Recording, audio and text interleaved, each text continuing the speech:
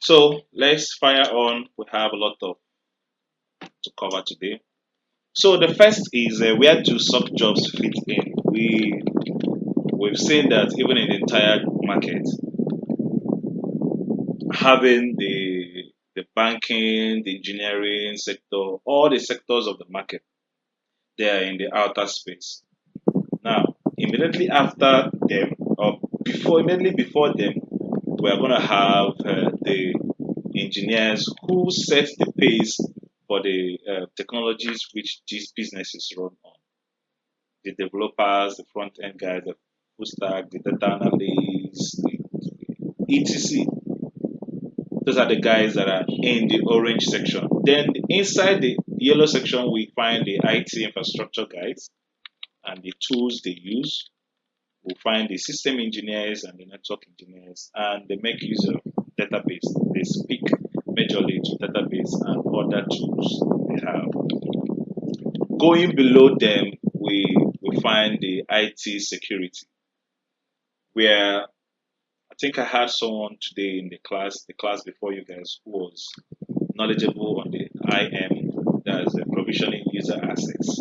So that's where these guys come in, the IM. Then also we have the endpoint security, the vulnerability assessment guys, the network security team. Now, inside this hot place, just as though it is the core of the workforce, we have the SOC analyst, which uses the SIM and the SOA, and of course, make use of their threat intel. So this is in a nutshell, the structure of the work market. Just inside this SOC environment alone, there are close to 40 plus job roles that you could or you're exposed to when you're in the SOC. Both offensive, both defense, both on the GRC. There are more than 40 job roles here. Okay.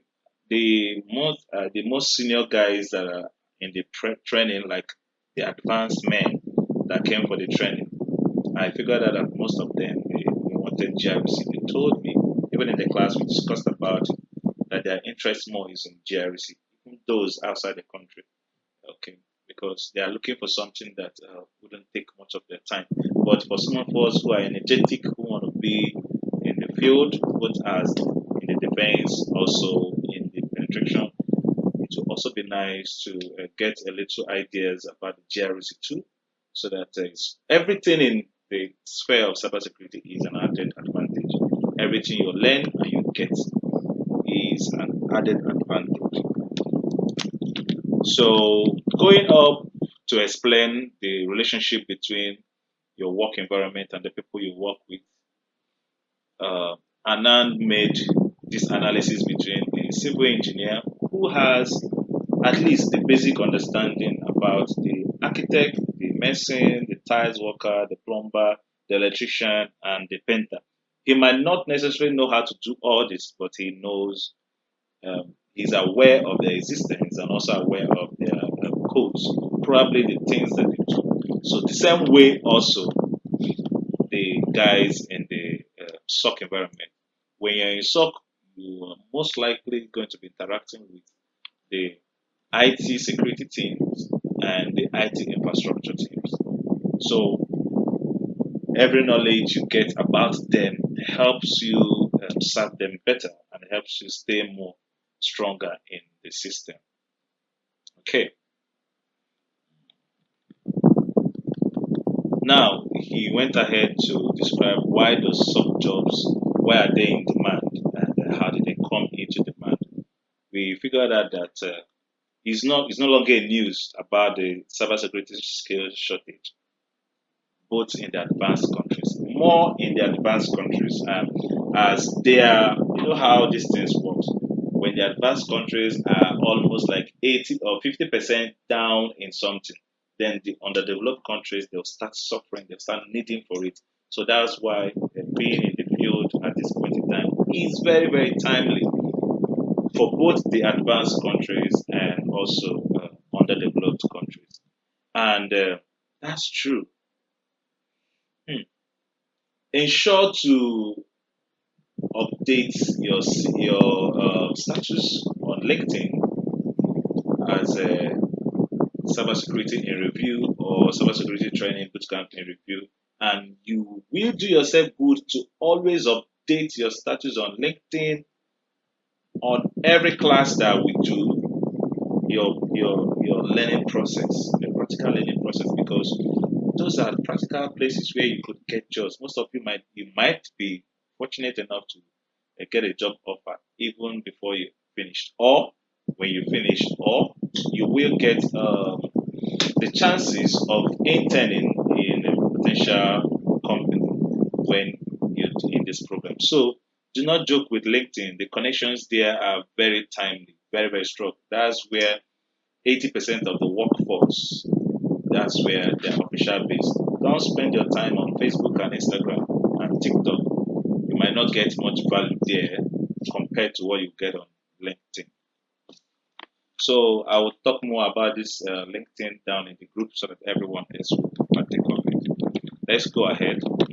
After the impact of COVID, we saw a high demand of remote jobs, which also necessitated the need for more security, because most people now work with BYOD under bring your own devices. As they work remotely, they now have to use their devices, and it also gave rise to what's it called? It gave rise to attacks, because people they now get prone to attacks. Most of them they lack basic knowledge to take care of their system or to secure themselves. So the whole picture paints around the need for uh, more security personnel in the system. Now, if you are not in a proper school studying cybersecurity, and you want to kick off your cybersecurity journey on YouTube without a structured plan, you will at first get dazzled with a lot of information, because definitely, or most obviously, there are a lot of informations out there. Because cybersecurity is a tree on its own. It has a lot of branches. It has a lot of leaflets. You tend to get wet feet, and if you do not have proper structure, you might give up. So, and that is why boot camps are very, very important. And of course, you people know that cybersecurity is not the same as hacking. Also, hacking, or a hacker in the real sense, is not what the environment has painted it to be. A hacker, who is a hacker anyway? Can someone tell me? I want a professional answer and also a layman's answer.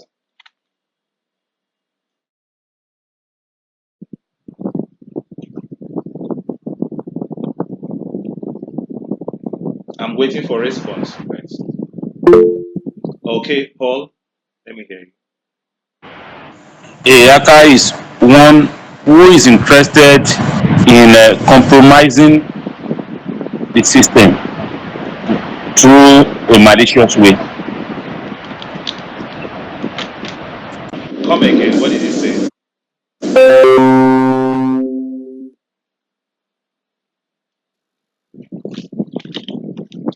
Come again. I didn't hear you.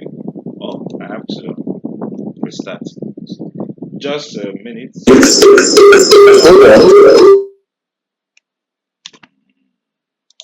Immediately I removed this earphone from this thing. It's always.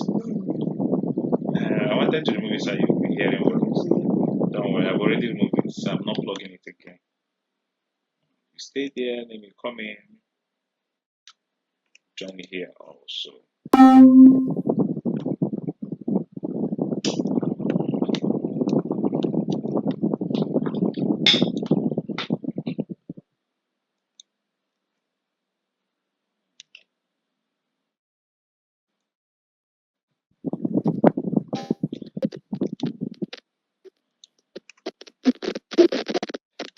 Okay, Paul, go ahead.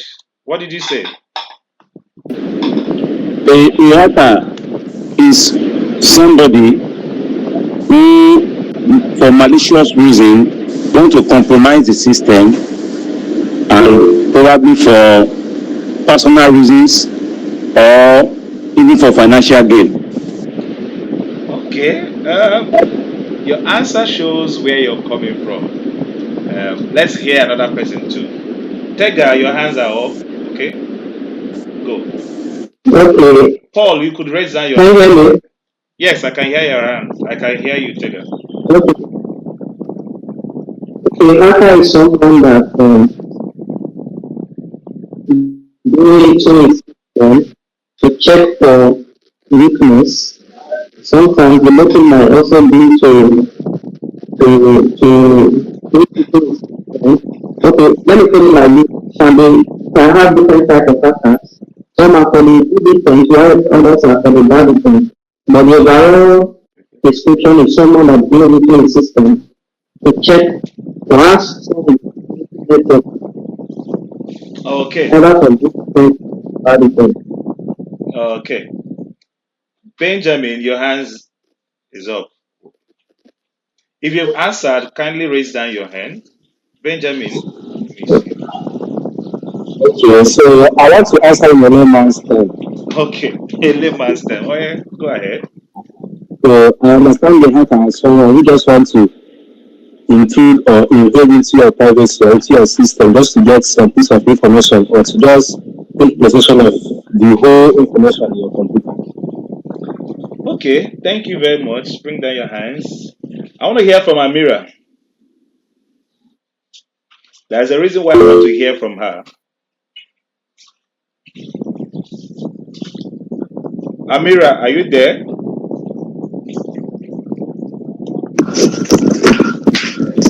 Hello, sir. Yes. Who is a hacker?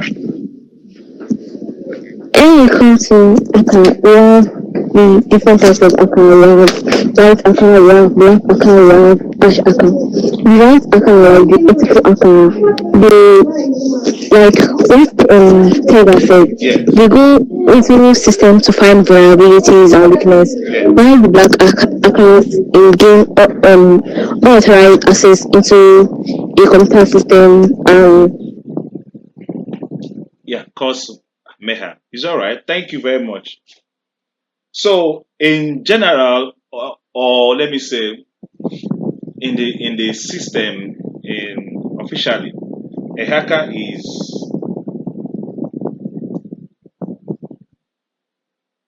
Uh, Mira, are you still trying to say something? Okay, it's all right. Thank you. Thank you for the answers. Every one of you has given a good answer, but the right answers are gearing towards.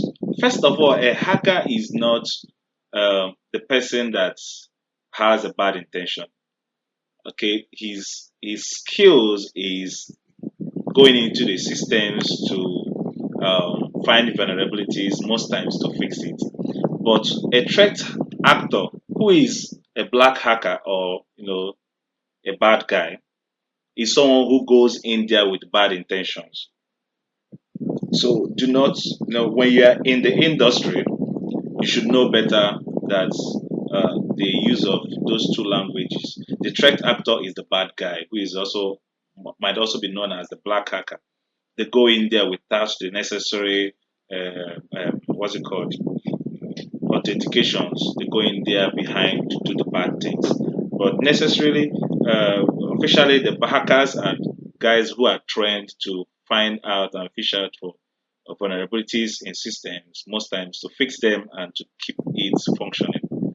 So when you have a system that you built, you will need a hacker to penetrate through it and look out for the vulnerabilities that exist thereof and also provide solutions for you to fix them up.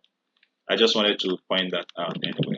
So security operations centers, we saw from the material that the domain was started evolving since 2015. Likewise, 63% of jobs in cybersecurity opportunities are currently under security operations. Also, we could see that currently there is a low entry to barrier. Can you all see my screen?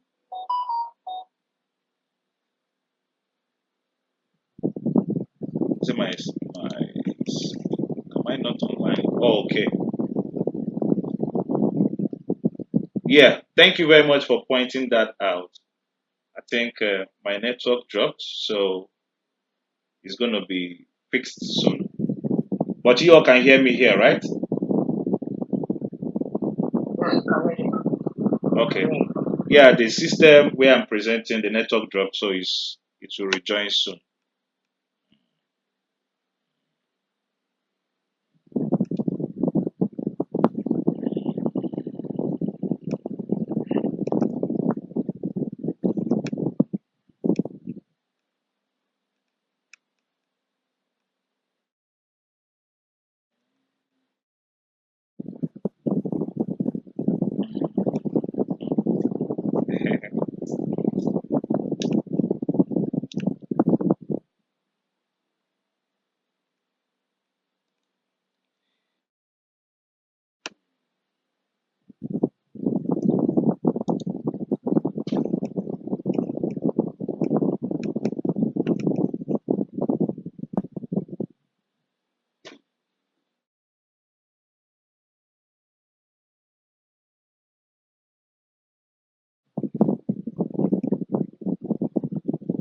Okay, it's coming up.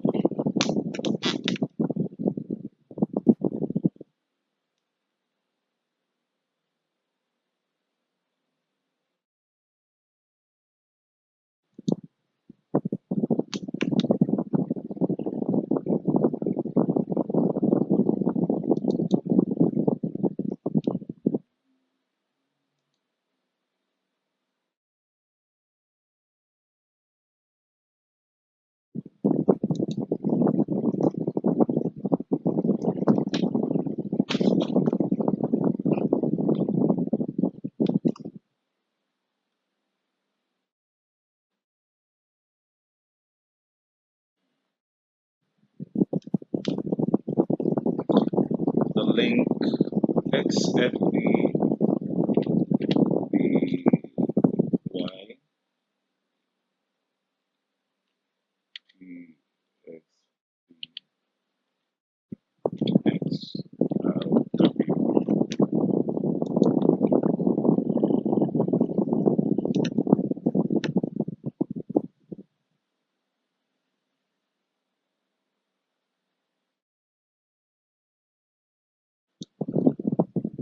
I was telling the guys on the practical class a few minutes ago that when you're working and your internet gets scrambled, maybe it restarts, You have you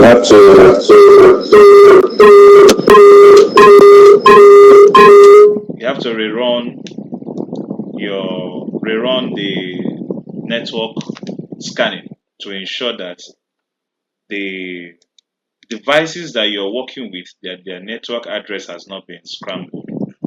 Okay, because most times I figured out that when you are running network scannings on devices, by the time your network restarts, probably the router will, reroute some of the addresses. So you find out that if you have on your home network, if you have two devices and one is connected to address 192.168.8.10 and another is connected to 192.198.8.11, by the time your network restarts, they might get swapped. So for you to be able to key in and talk to the right devices, it would be nice to also do a remark. But you guys are not yet there yet. We'll get to that practical side. You will understand. So let's go back to our SOC.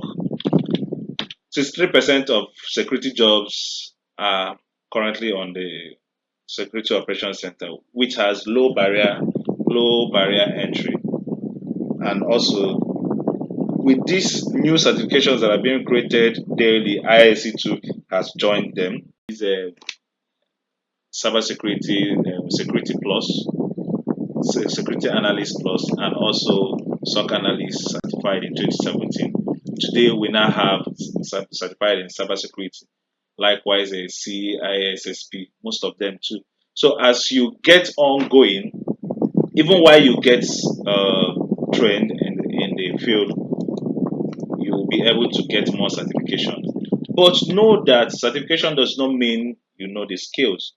Most times, the truth of the matter is what the companies need is the skills for doing the job.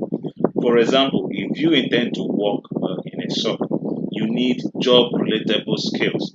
If you intend to work in a red team as a penetration tester, you need job relatable skills, something that could equate to what you'll be doing in your day to day activities in the job.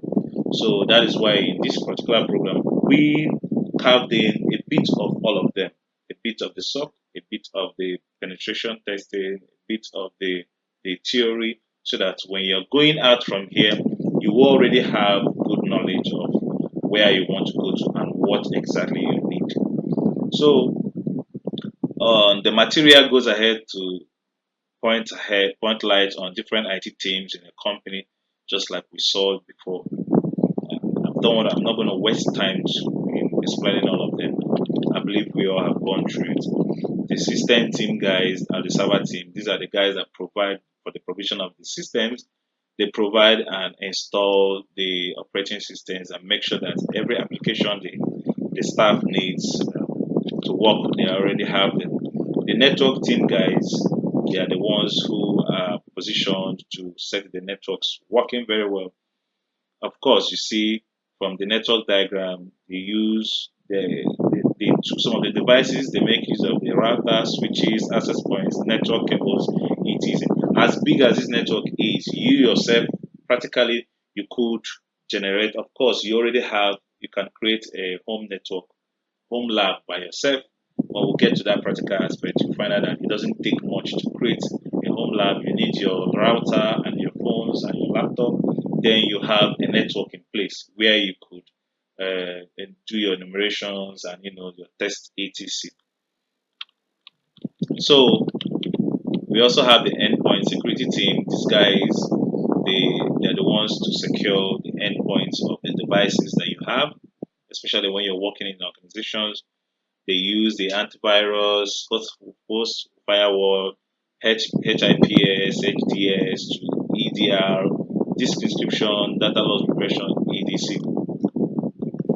On the network security team, they also work with some of those what's it called tools that the former guys do.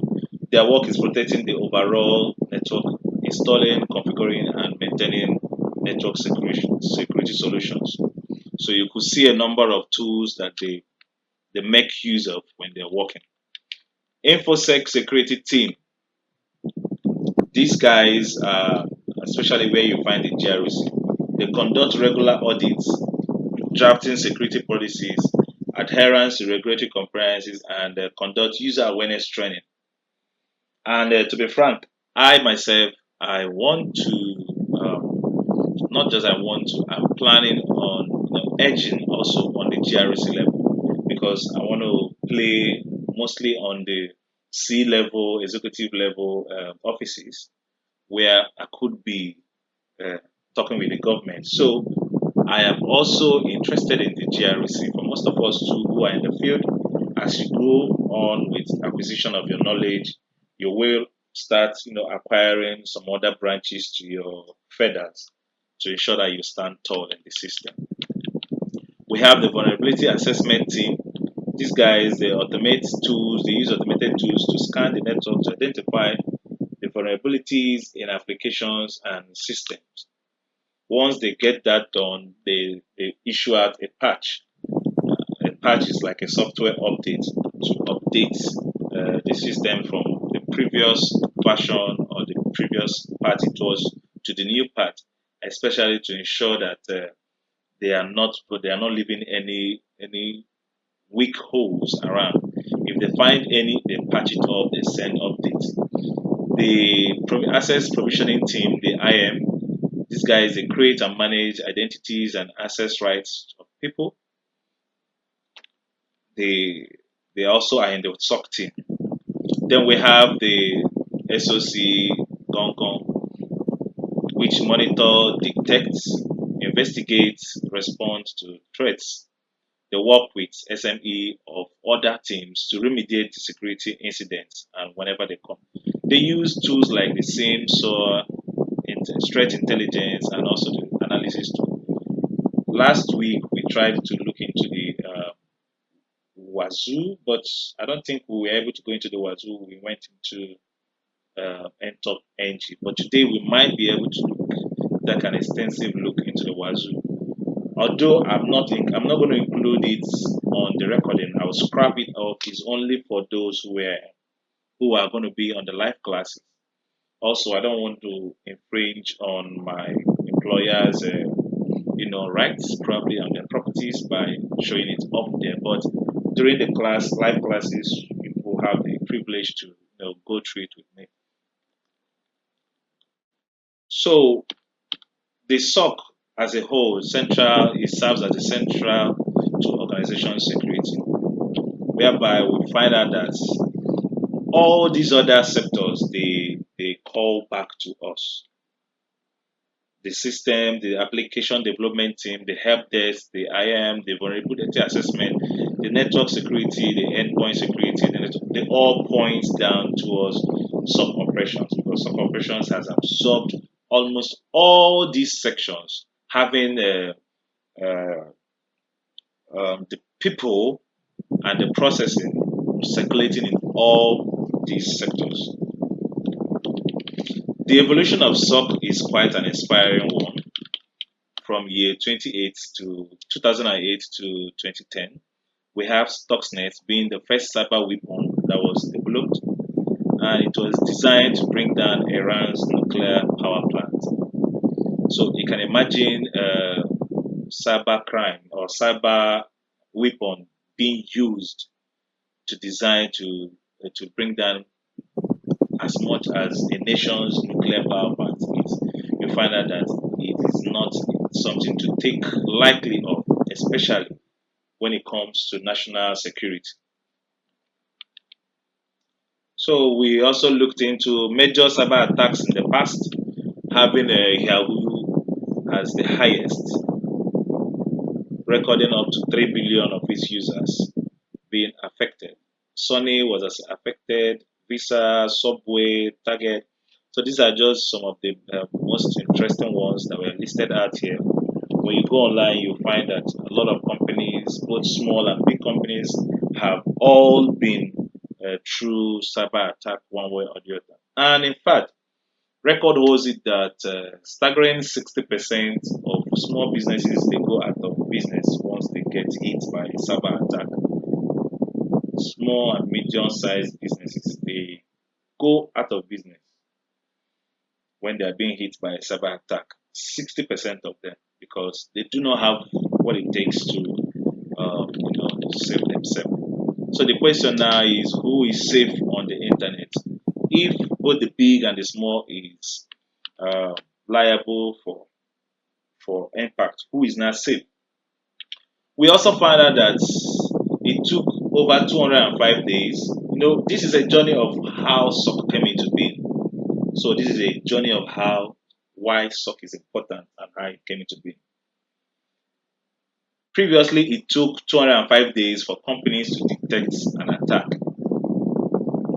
80 days before the attack, there were indications, some things we call indicators, IOCs, indicators of compromise, that these attack will happen. And 67% of the time, the attacks are detected by external entities.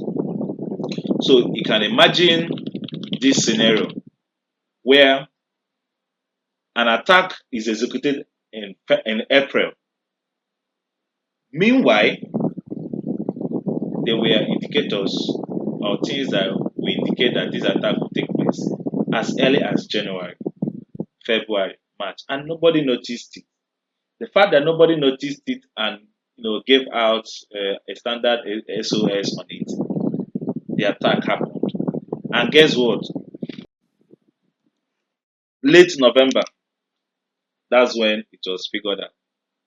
So you can imagine the amount of harm that such attack will pose to this environment or this or system, having this number of time to incubate their plans and their incident and their attack. So the analysis gave birth to the what we have today. Of course, we now know that the root cause of the analysis is lack of visibility. When there are nobody looking out for all these attacks on systems, then the attacks will be happening. But when we figure out that we need people to monitor these systems, so that's when the SOC came in. The need for security monitoring, 24 hours, every day, every time. There should be eyes monitoring the attack because you never can tell when it's going to happen. That is how SOC, Security Operations Center, came into being. And what are you going to be monitoring? Logs, logs. On the real time, logs are not sweet to read. If you see a log, I'm going to show you a log right now. Because when we started, when we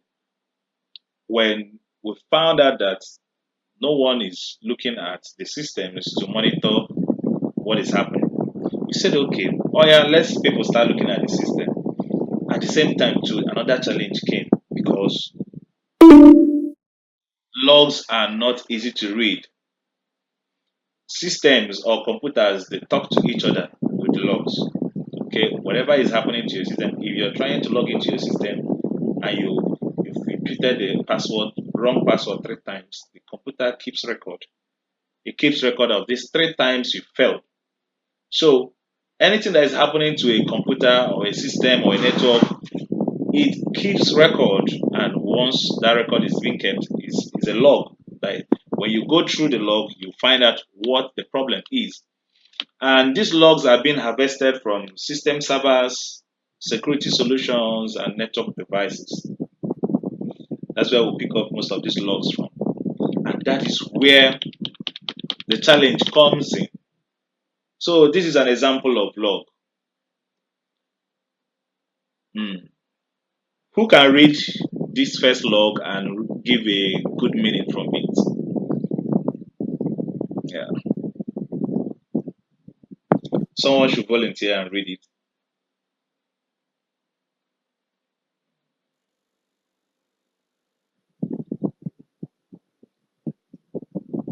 Are you all there? Yes, which one is saying you should read? The log on the screen. They are Okay. the 111 dots. Yeah, start read from that one. Okay, let me try. Though I've not read log before, I just want to try. I just want to try. Look I at what try. I. Yes. Yeah, okay. On the 8th of January 2020, 11:17:55. That's 11 a.m. 17 minutes and 55 seconds. You jumped the Uh, first. You jumped the first digit. Why? which one? 111. Yes, now. Why did you jump it? I don't know what to read in that one. I said I've not read log before. Okay. So I don't know what It's that an means. address. It's someone's address. Oh, okay. So Okay. continue. Yeah. So the person logged into Google, http://www.google.com, Okay. and searched, I don't know, maybe Mozilla. I think that's the best I can do. Okay. Thank you very much. No, Okay. no harm in trial, and at least Okay. you started well. So the person with this address, the person or the device or the agent with this particular address 111.111.111.111. Meanwhile, what kind of address is this? Now we are in cybersecurity. You always have to put on your inquisitive hat on. Let's check what kind of address is this. And there are places to check addresses. So we are going to do that now. So somebody should cram it so that once I move into that place where we're going to start looking for address, we will be able to remember it. Let me virus total using the virus total.com. We can also use MX2. Share this tab instead. Oh yeah, someone give us the address again. 111. Okay, dot 111. dot 111. dot. 111. Okay, so we're going to find out what this address is because everything, my boss used to say everybody is a suspect, anything is a suspect. So good. Now this is real hands-on. You have to query everything that looks fishy. Now that is a log from this particular address. If you are working in a cybersecurity environment, let's say for as a SOC analyst, the first thing you should do is who is this address? Who is this person? And when you are like me and you bring this address to address finder and you are seeing 1/94 security, you know that this person is bad. This is bad, bad, bad. And look at the where it's coming from. Can you see it?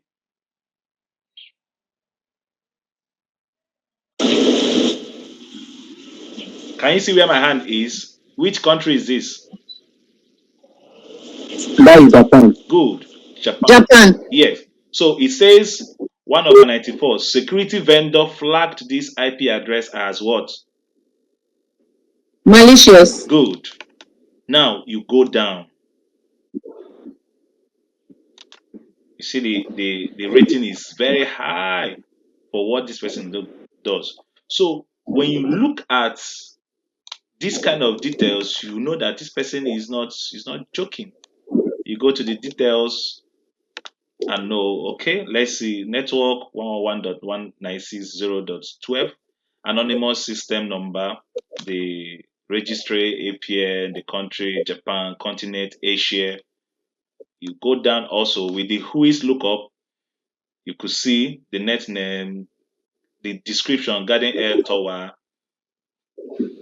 So a bunch of information that we give this person out for you to know that, oh no, this person is not in good terms with good behavior. So now we find out that this person is from Japan, this person is operating from Japan, and also here his IP address has been flagged for malicious and he doesn't have good record. Now, when we go back to reading our log, we find out that the person who has this um, address logged in. When you see a get means to get something. For people that have done programming before, when you are getting something. So he logged in to Google to get something. Okay, and now he went into Google to search for log analyzers. So you see log plus analyzer. So when you do a normal search, when you want to search for vacations in Canada in Google. So that's your space. What Google does is it uses plus for it. Do you understand? No. For example, when you go to Google and type vacations space in, let me show you guys what I mean. Right, I'll share this tab. Okay. I'm going to type vacations in Ghana. You could see what I typed, right? Yes. If I send it, now look inside the address bar on top.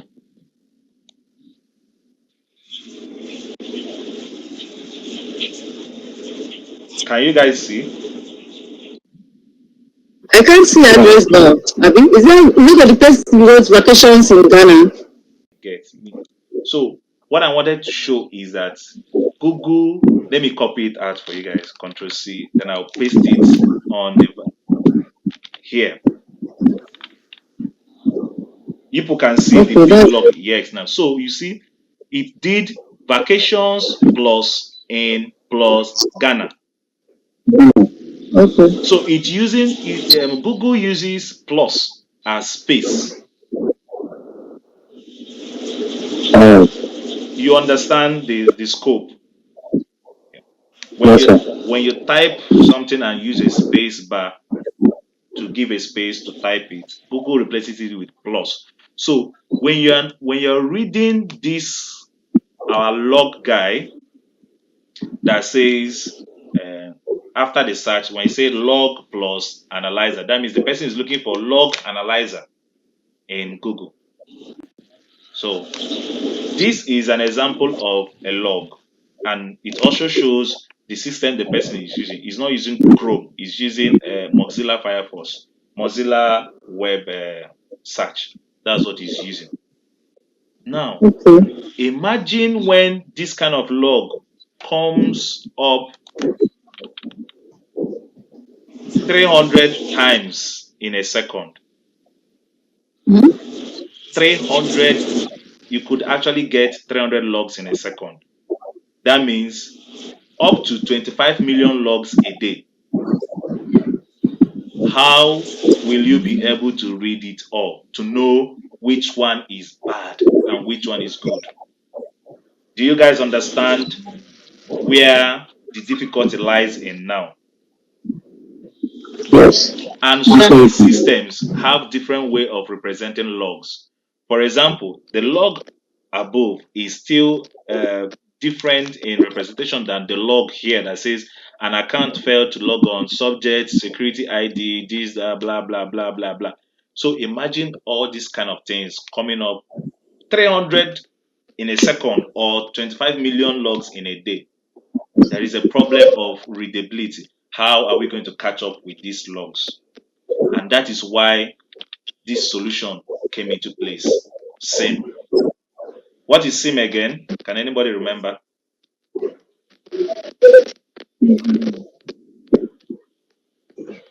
Security Information Event Management.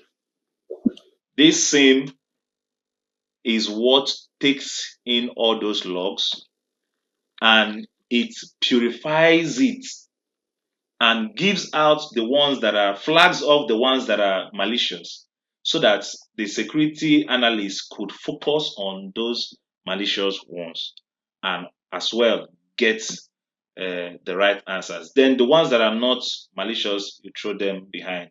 So that was why I tried to show you guys. Tega, your hand is raised.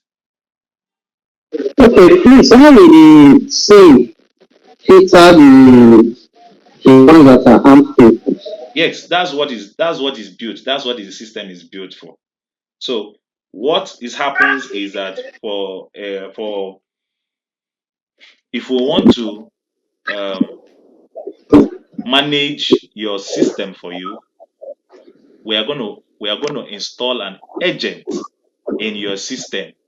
That agent is what is going to be taking all those logs. It will be grabbing all those logs and pushing it to our own end where our guys are seated down monitoring and detecting the issues.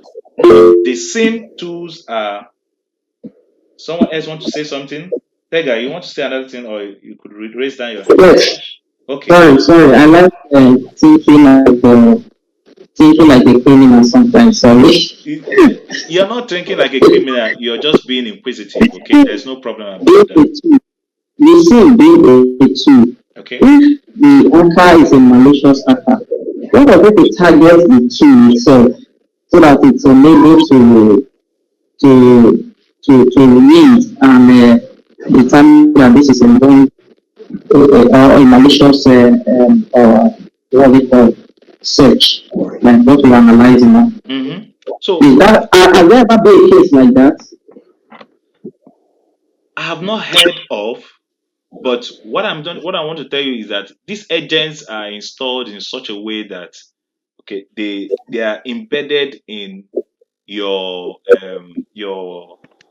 operation system, and they are reading the logs from you. So if an intruder comes in, they get the alert of if someone opens your door, someone your police dog outside there or your security person knows that somebody has entered.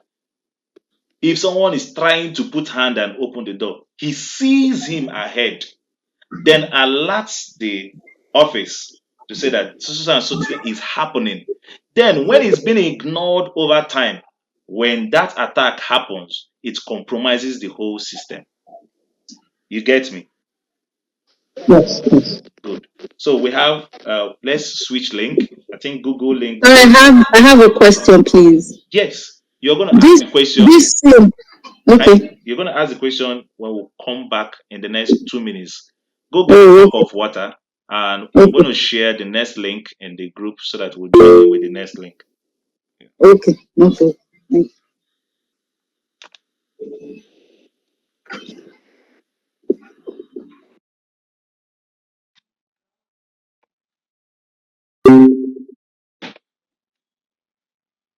I have a question. Mm, mm, uh, uh, uh, uh, uh. Baby, have you slept? Hmm? He said? He said, I have a question. Mm, mm, mm, mm, mm, mm, mm, mm, mm. The one that says it took 2 or 5 days to detect an attack. So my network was kind of busy then. Okay, you will get the link for the class after the class. Oh, okay. Okay, Meanwhile, thank you. Benjamin, this is not your class, so you are just eating ahead, but it's all right. So, is everyone here? Someone was about to ask another question before we got cut off. Who else is missing from the class? Is Faith here? Mhm.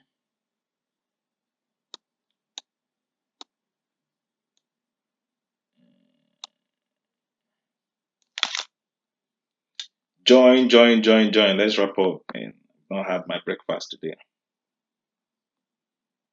Okay, that's true. I almost forgot I had a breakfast.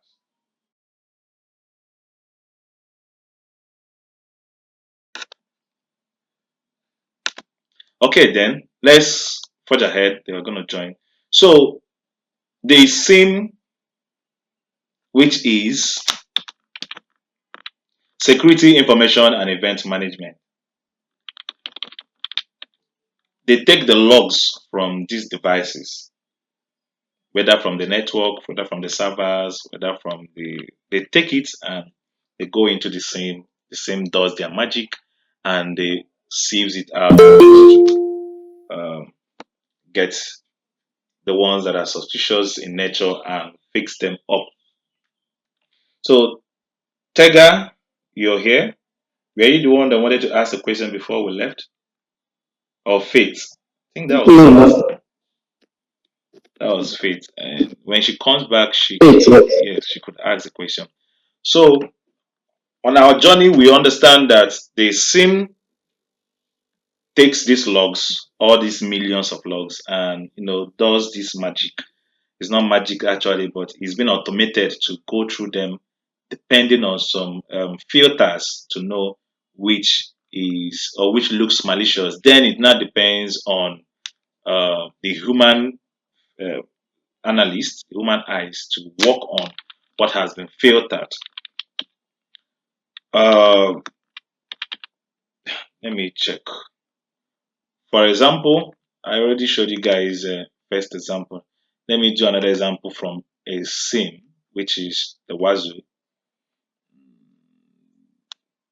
Those that were in the class one, did I share Wazoo with you guys?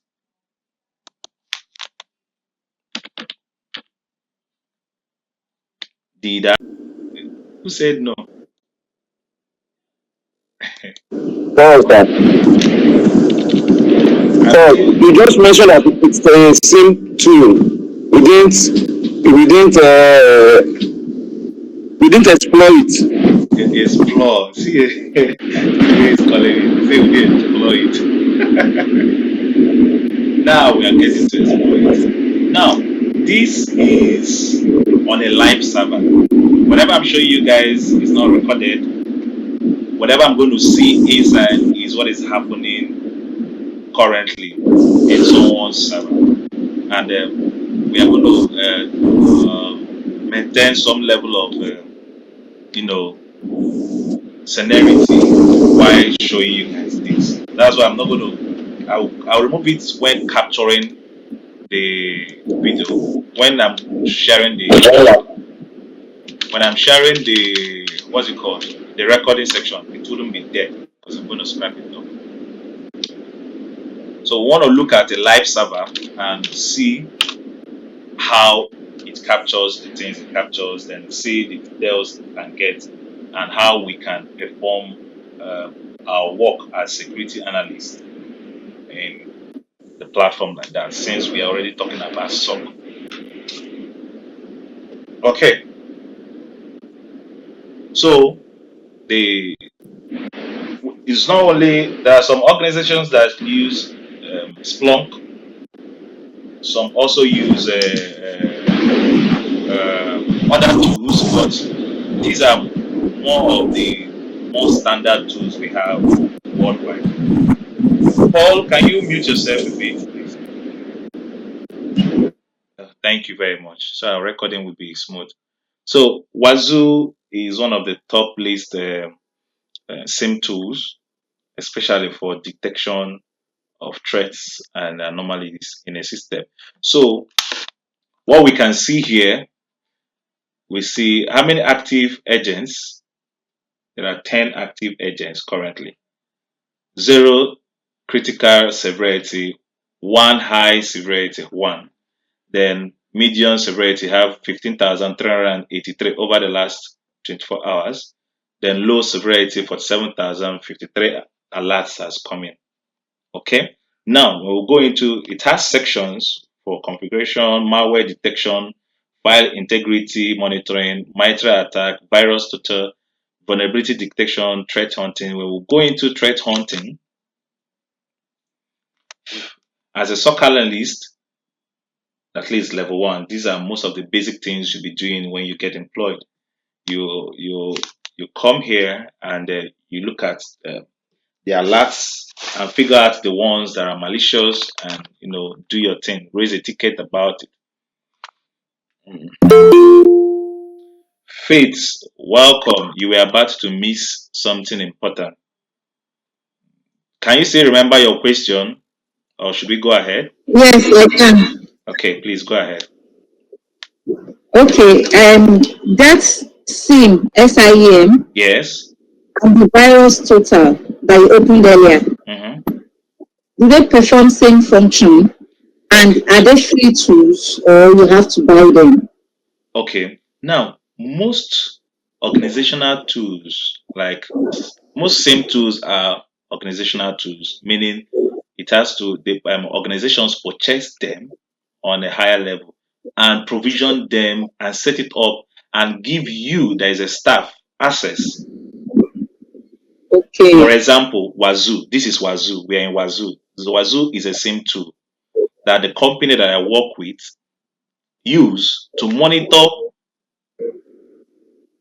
other companies' servers, for us to monitor them to know when they are being attacked, to raise an alert early enough so that they will be able to. And I mean level one, I raise the alert to someone that is in level two or as a what's it called, a incident responders for them to take actions necessary.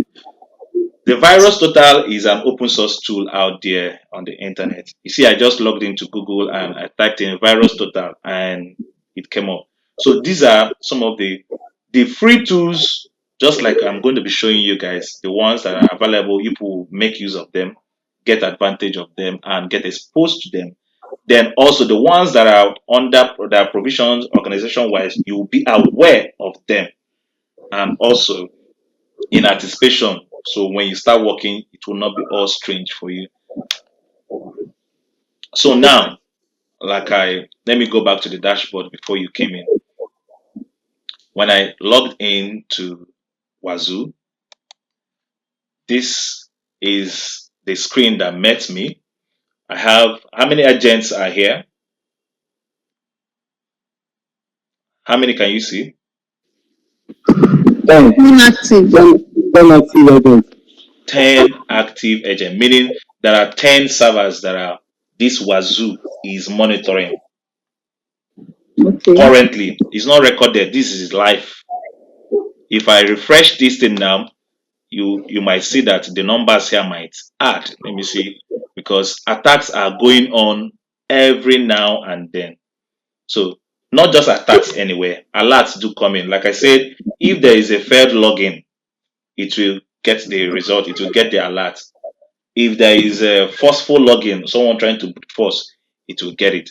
So as these things come in every day, we work on the servers we monitor them to ensure that the systems remain safe. So when I go into threat hunting, it's part of the interfaces below. It now puts me in the face of the alerts gone the way they came out.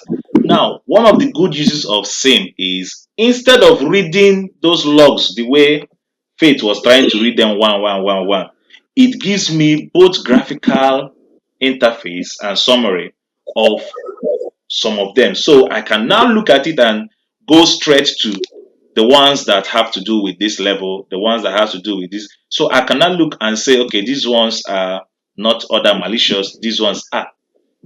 You understand me, right? Yeah. Yeah, so it makes reading of logs and getting informations of logs from systems, it makes it much easier. So below here, for example, we have a first alert here, which is a rule 5. I think I was doing some research on the different rules. When there is a rule from 5 above, it is very high. From 5 below is low. Also, we have rules that are 3, 4. But this one says service, let me check. Service exited due to something. Let me get the full. Due to what? To failure. Good. So this one said Windows log off. This one log on success. So each of those things that happen, they are being recorded. And once they come, we'll be able to know, I can know whose system is this. I can actually go in full detail to read those logs the same way the logs should be. Now, instead of reading confused logs, the same tool has organized it for me.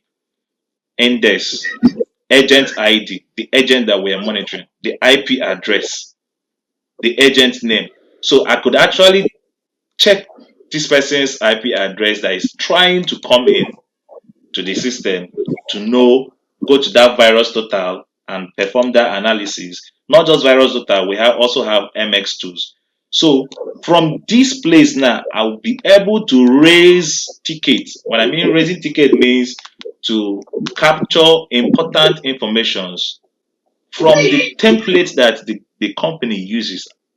They will give you a standard procedure. So you fill up those tickets with informations of all the things you find out on your same tool, which is this Wazoo. Then when you submit it, your incident responder manager or the next person that will validate the ticket could be able to retrace this incident back to Wazoo to verify it again before they could pass it on and say, okay, this is that. So this is what the same tools does. Shotibo, I'm trying to speak Yoruba. Are we okay? Yeah, I heard you. Yeah, I don't even know who Yes. this, Yeah, but I think it means I hope I'm good, right? Okay, so let's go back to our guy. Now, they sit or installed in all these devices. Most times, let's check. They come from network devices. Let's go up so you see the list of devices that will pick stuff from. It come from system servers, the security solutions, network devices, servers, etc. We get agents from them, and the agents keep track of all the logs. Then the people who are working there will be able to, sieve the logs and work on them. So, any question before we go ahead?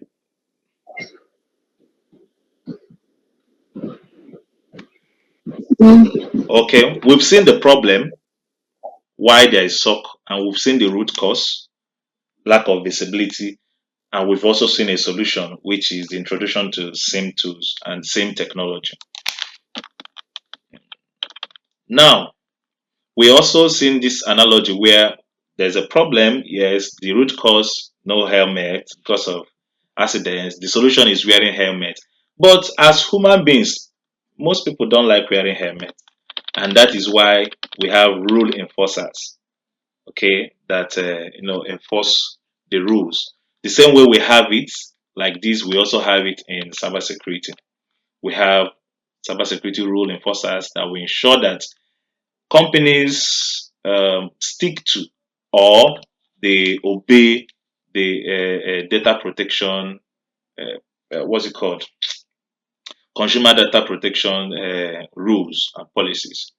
So you will be able to, most of you have not submitted your class one assignment, but it's all right. I'll be expecting it actually.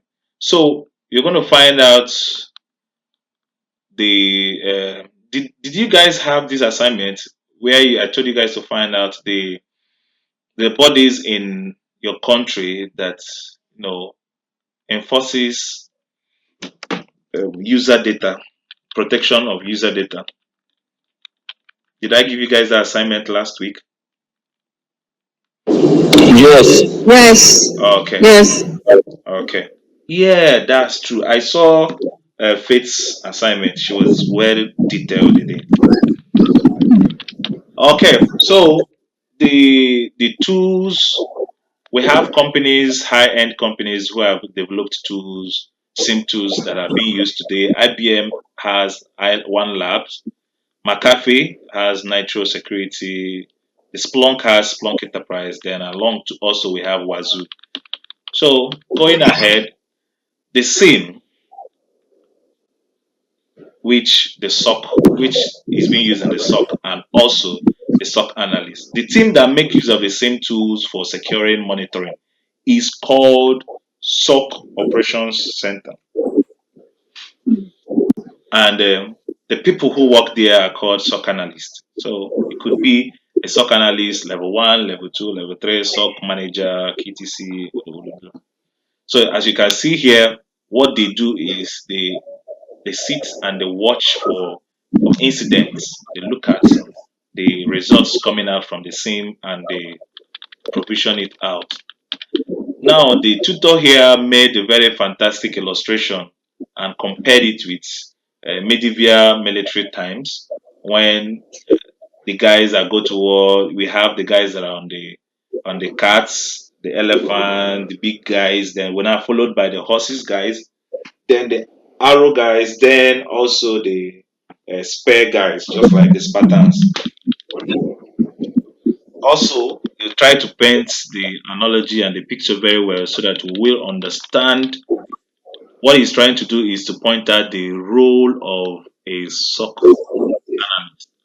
So you could see that if you're watching Odin movies, you will see that there is always this guy Yes. that stays on the tower. They will have the bell and they will have their what's it called, binoculars, something they use to see from far. This responsibilities, they monitor for possible attack and they alarm the army. The purpose is early detection of a possible enemy attack and to reduce the impact or damages of these alerts. So the relationship continues forth. These guys, as they are to the tools that they use, so also is the same tools. Where we have the endpoint security guys, the network security, vulnerability assessment, the IAM, the tools that they use. Likewise, also for the SOC, the guy in the tower and the bell that he rings is accompanied to as the SOC using the same tools, the SOA and the threat intelligence and threat hunting is tools too. So what is this SOC? SOC is the first line of cyber defense as it stands today. And they are the eyes and ears of the organization security. They monitor, detect, investigate, and respond to cyber threats. So you can imagine what it means, what happens if I am on shift, I am working, and I get a lot of uh, an incident that ranks 8 or 10 or 12, and I do nothing about it. What do you think will happen to that system that is being monitored, that particular one that is being trying to, when someone is trying to attack it, and I get that kind of alert and I do nothing? What do you think will happen to that system? One is the sorry, can I go ahead? Yes, It means the hacker or whoever is the threat will have access in, because there was no way anybody could prevent that, or could, since you didn't pass the information to the team to work on it, to give them access in, and they can cause more damage, like ruin the entire system exactly, because of your singular negligence or refusal to pass it. exactly, exactly. So most times it is a rule of law to have two people working in a shift. So if anything eludes the first eye, it shouldn't elude the second eye. And you could say, why don't we automate it since there is AI everywhere? Why don't we automate it? There is still a level of automation that is being done, but the human factor is still very, very much important. In fact, if you automate error, you will get lots of error ahead.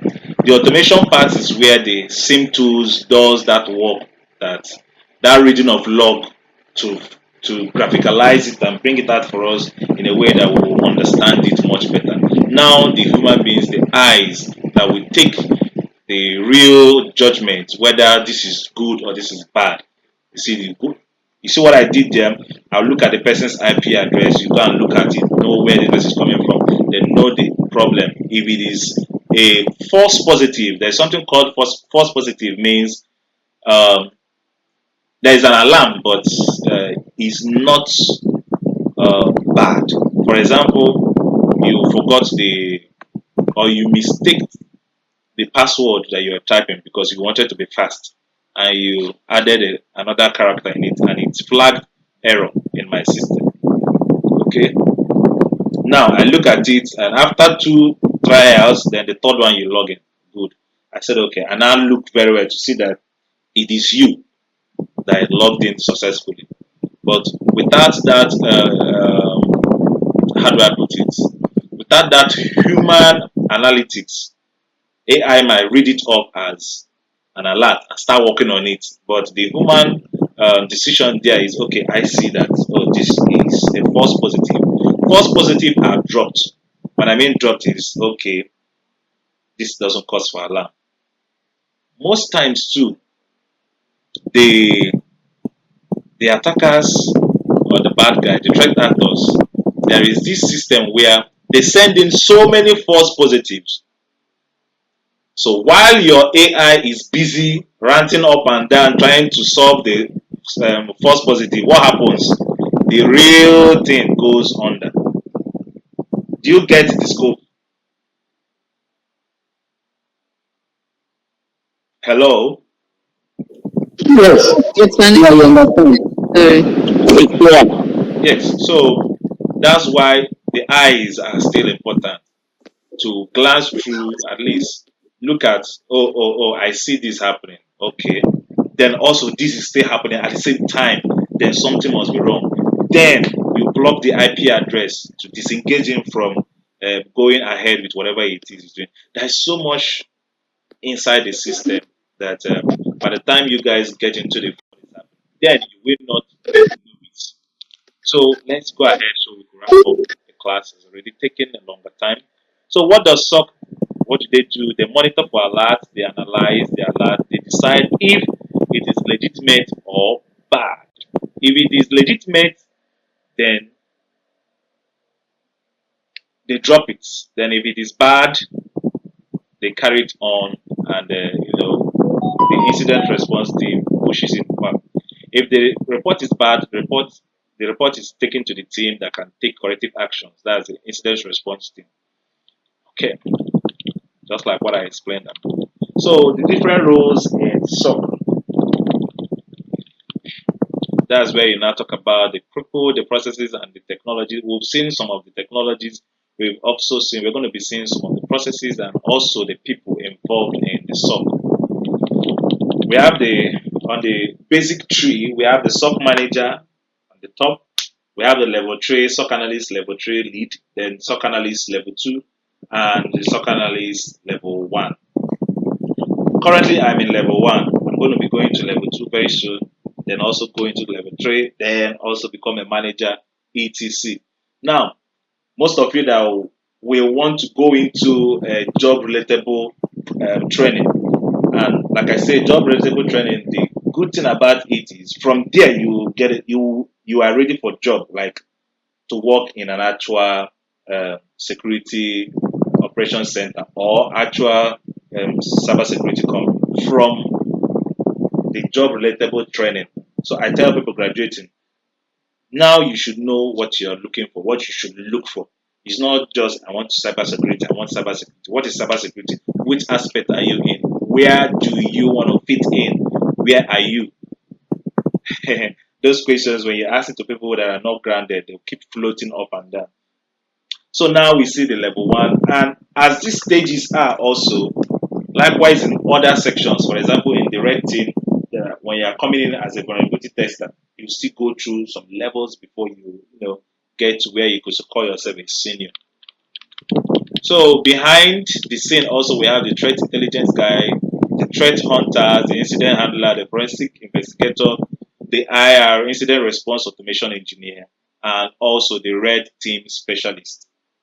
Okay. So the remaining part is focused on explaining the job roles of all the teams. For example, the level 1 SOC analyst is the 2-4 eyes on the glass monitoring person, and goes through analysis of triggered alerts, following a playbook. Like I told, there is always a template. Your company will give you a template of procedure. It's called standard operation procedures of how to raise tickets, how to report incidents. Okay, so following up with incident response team for remediation, drafting shifts, handovers, and assisting level 2 and level 3 in reporting, also in responding to tickets. Then also there are certificates below them that are good for entrance. When this came out, when this material was prepared, ISC2 was not there. So as it stands now, I could actually add ISC2 here as one of the certificates also for level 1 analyst. Likewise, level 2. I hope I've not yet gone offline. Can you guys still see my screen?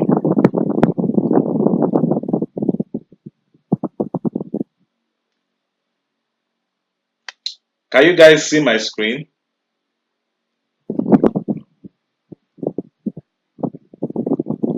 Can you guys still see my screen?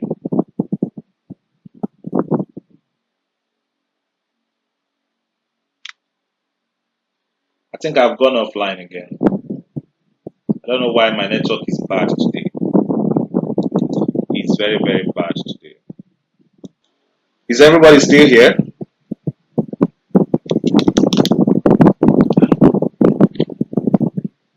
One thing is everybody. Where did they go to? Okay. Yes. Okay. Alright, let's fire down. So these guys, the level 2 SOC analyst. The SOC lead, also, these are some of the jobs that he does: the installing, updating, upgrading the SIM solution, onboarding, creating, and fine tuning the content in the SIM. So, the SOC lead or the SOC manager does a lot more work. As your skills are increasing, so is your envelope. And how many of you have looked up the salary scale of SOC, not even a SOC, a cybersecurity analyst or personnel? How many of you have ever looked up the salary scale before? Yes, Paul. $150,000 per year. Good. That's around. Now, let's say, for example, at all, I say a bad as a bad, you get company where they propose 20,000 a year for you while you're here in Nigeria. Now, 20,000 is very low. Hope you guys know compared to what you called now.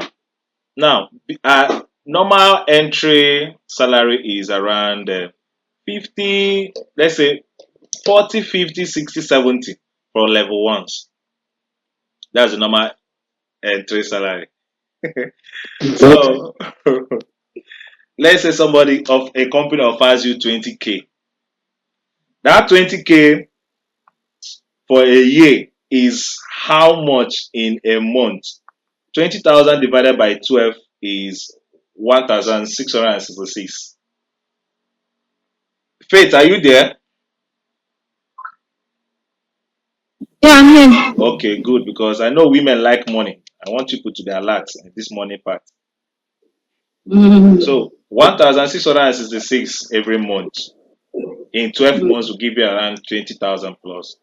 So 1,666 in a month, when you convert it to your currency, how much is that? About 2 million plus. Good.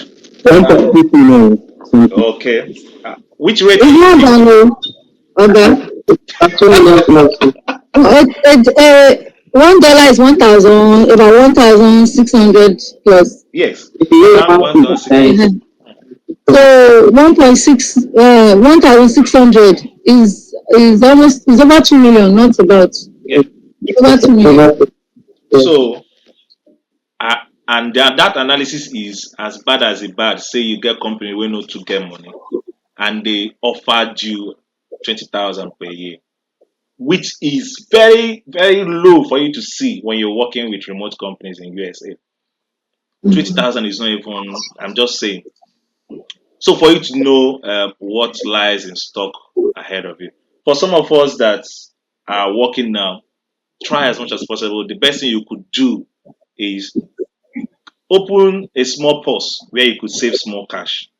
What are you saving the money for? So that you could, after this program or later before next year runs out, you could be able to do a what's it called? A job relatable training. Where do we get that then? Good. She said, "Where do we get that then?" If you are paying attention in the week one while we're doing introduction, one of our sponsors, which is each one teach one tech in USA, that's actually the company I work for also, and they do training for level one and level two SOC analyst people. They they will train, or they are already training because they are currently in batch 5. Their first batch, what they charged was $250 for 3 months, for 6 months. Sorry, my network.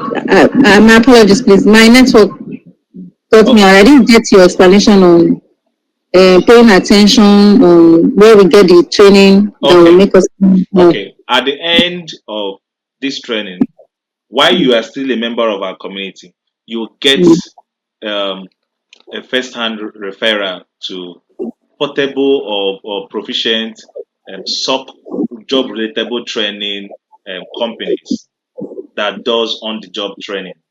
Okay, most times if you are lucky enough, you can do on-the-job training. Means you might be working and at the same time being trained. While other times, depending on the availability, you will just go in for the training. Now, the training is when you're doing the training, you will still be assigned jobs with real life scenarios.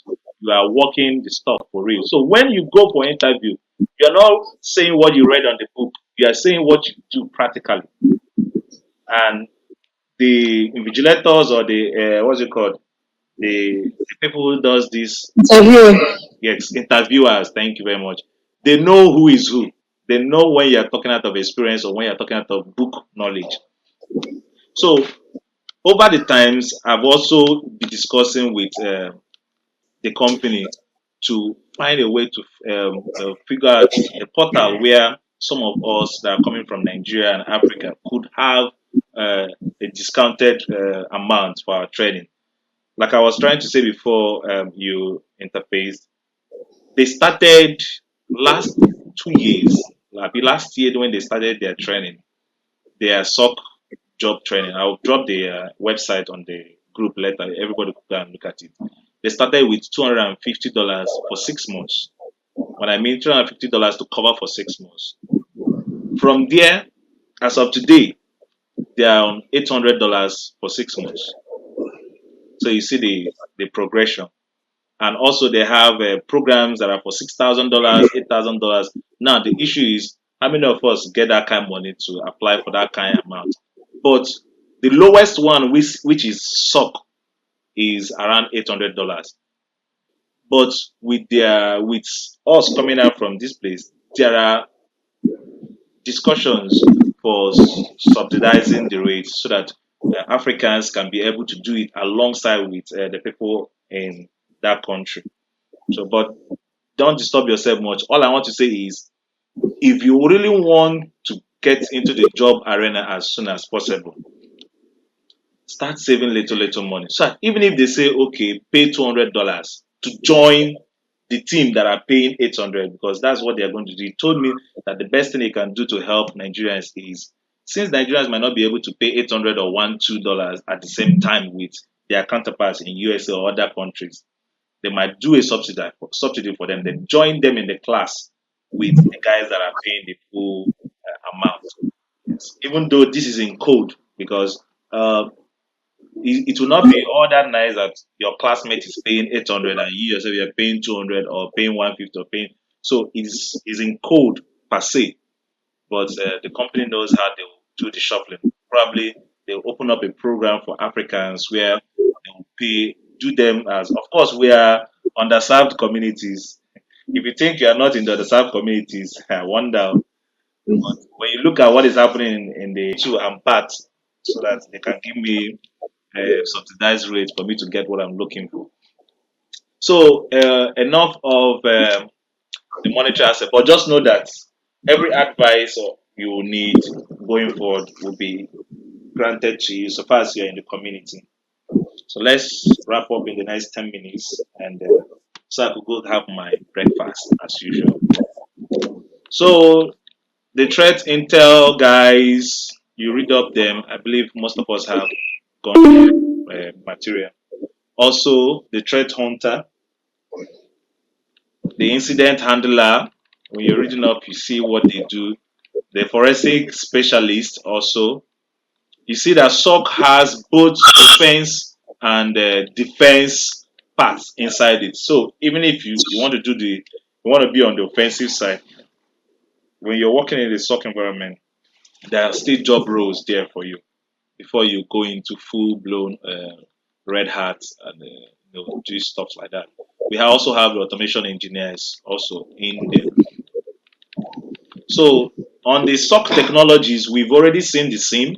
There is also the threat intelligence, then also the analysis tools, and also the SOA, which I believe you guys must have gone through when going through the material.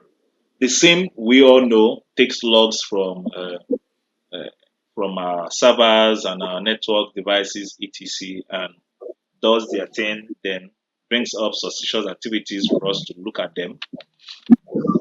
Example of suspicious activity is when someone tries to log in the first time, or someone is trying to brute force the login, meaning he's trying to log in with different testing passwords to see the one that will log in is a brute force attack. Now, currently systems have been configured in such a way that if you put your password more than 3 times or 4 times, they will automatically log you out and tell you to follow some procedures for you to gain back access into the system. So here also portraying more on the SIMs, the logs are from the devices, they entered it to the SIM, then the SIM shows up that this is a possible brute force attack.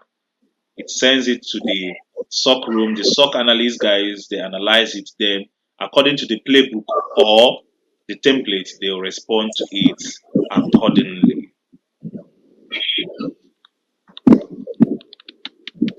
So threat intelligence is cyber threat intelligence is information about threats and threat actors that might help mitigate harmful events.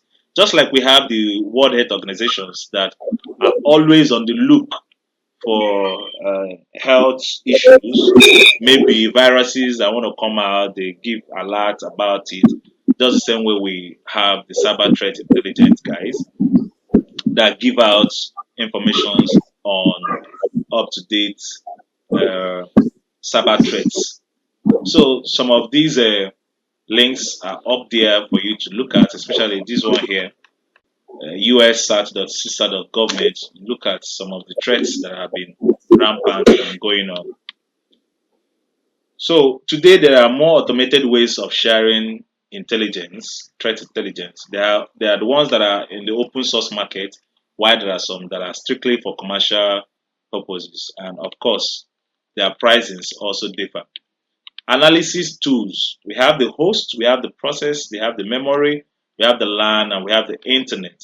A security analyst has to analyze the alerts triggered in the same solutions. When you are setting up your home lab, you will have to do some of these little processes, like for example running scans, running a network mappings with Wireshark, with Nmap, etc, all those tools.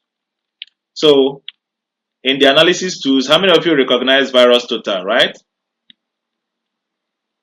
Hello, did anyone recognize it here? Yes, we opened it just now. We opened it earlier. Yes, virus total. So we also have IP void, we have IBM force, we have Sysmon. So all of them have their various use for looking up for informations on threat actors or general information on the cybersecurity environment. So SOA means security orchestration, automation, and response. And what it means is a solution that enables security teams to integrate and coordinate separate tools, security tools, and automate repetitive tasks while streamlining incident and threat response workflows. So these big grammars on practice, you will get to understand how all of them works.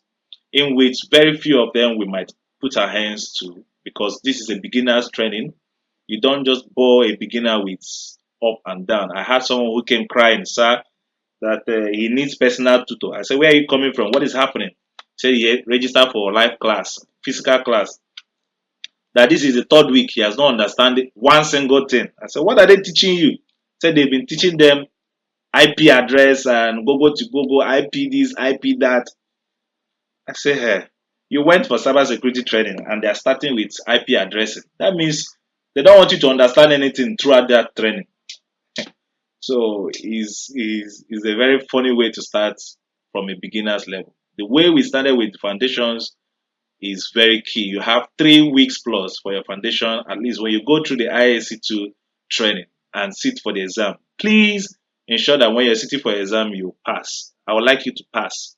We already have some people who have taken the exam and they've passed. I myself, when I took it the first time, I didn't pass. So in the group, I don't know whether you guys saw Sito's results, right? He passed. Yes. Yeah, so it's an Yes. encouragement to us to let us know that it is very possible when you read through. Also, be kind enough to go into his DM when you are ready for your exams to ask for his advice. He will still have some advice to give you when you're ready for your exam. So SOC models. These SOC models is generally uh, service. We manage service provider, which is MSP. So what that means is that we are we companies outsource their security monitoring to us. There are three types of security monitoring, three types of SOC. It's either you do it in-house. If your company has the skills, they will do it in-house. If they don't have the skill, then they outsource it to a company like ours. Those agents you saw, those are from different companies. So they say, we don't have the capability to monitor our system. Oh yeah, MSSP, managed service security, managed security service provider, manage for us. We do the work for them. Then we now have hybrid. The people they have the skills in house, they also want extra layer of security, so they combine the two together, and that's about it. In-house SOC, where you do it in-house. Then MSSP, just like I explained, where the client outsources the SOC work to MSSP. Then you could have different clients, just like we have up to 10 clients in our server that we are managing. So you can have as much as possible depending on the staff strength. Then also hybrid is where the client has in-house staff and also needs the managed external source where they could work together. And I think with that, we are almost at the last point of the training today. This week we are entering is your IAC training week. I'm going to share with you guys the link of the recorded class of this video along with IAC2 registration link. You're going to follow it judiciously so that you will not make any mistakes when registering.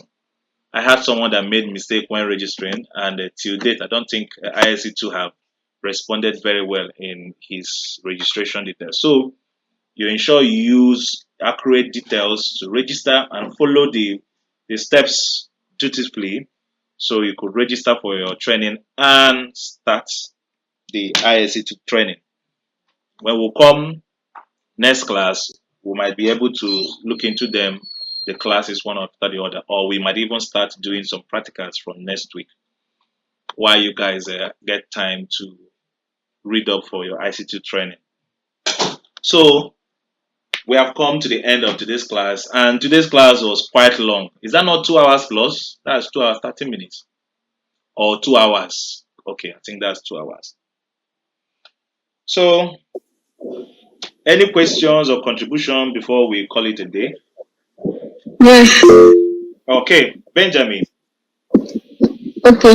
This is sweet. Okay. When you're done. Okay, so I want to ask this MS2 and virus stocker, are they some kind of software or app? And also, are they paid or you have to wait for maybe the company that employed you to give you access to it?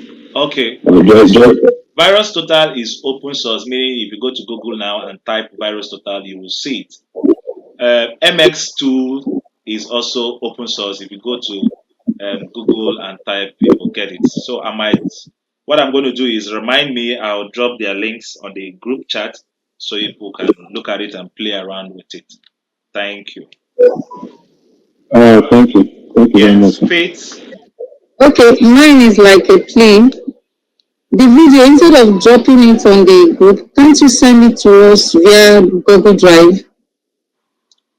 Because always scrolling back to look at the video again is you're always searching for it. If it's possible, maybe you put it on Drive, guys, you share it on the Drive with us so that we can easily have access to it. And also another one, the material you dropped on the Drive, which is the manual for this class, is incomplete. It stopped at week 1. There's no week 2 there. So I heard you mentioning if you have gone through the material, but there's nothing on week 2. This is week 2. No, I mean the material you dropped. Are you going to drop another material? That's the manual, not video now. There's a manual you dropped. Okay, I'm going to drop another manual. So every week has its own Okay, it's manual. manual. Oh, Yeah, okay. That is the manual for week two. it's It's different not from supposed to be one. there. Okay. Yeah. So Oh, on requests, mm, just like as you guys are always requesting for it. So what I'm going to do is I'm going to create a drive for okay. you guys, and inside that drive, the video links, like last week video link, will be there. This week video Mm, link will be there. All the video links will be there, tagged okay. week one, week two, week three, so that it will be easy for you to just go into the drive, see Yes. week two, and just pick it Mm, from there, instead of searching for it on the WhatsApp group all day long. Okay. So okay. also, and I will also notify whenever it's dropped on the Google Drive so that you guys could go look at it. Okay. Someone is Thank raising you. up his hand again. We have 3 minutes to contribute. Yes, go Sir, ahead, Paul. sir, I appreciate your method of teaching, and I can say that the what you are giving us, as in the handout, is like a bridge. Is it possible also on the drive for you to give us a textbook that can do that? Like Okay. this abridged one that you have given us will now help one better when you are reading the big one. Okay, That what I'm you're clear. going to do, yes, I understand you.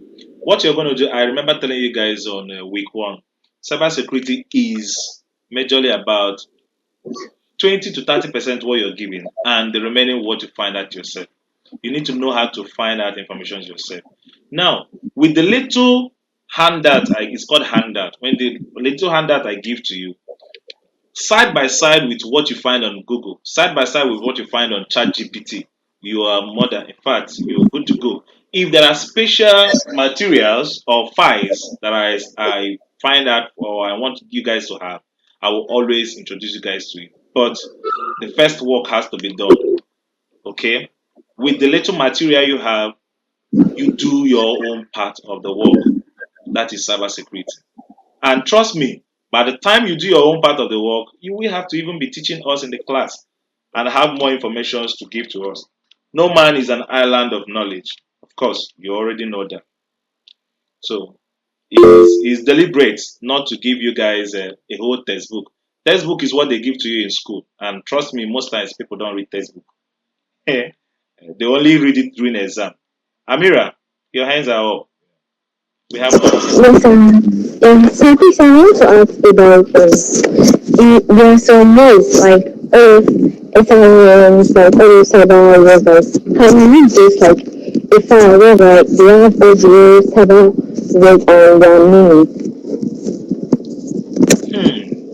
Okay. When you'll be doing your IIC2 training, there is a glossary that has lots of hundreds of cybersecurity words and their meaning. You will find them there. The meeting is about to time out now. Thank you very much, guys.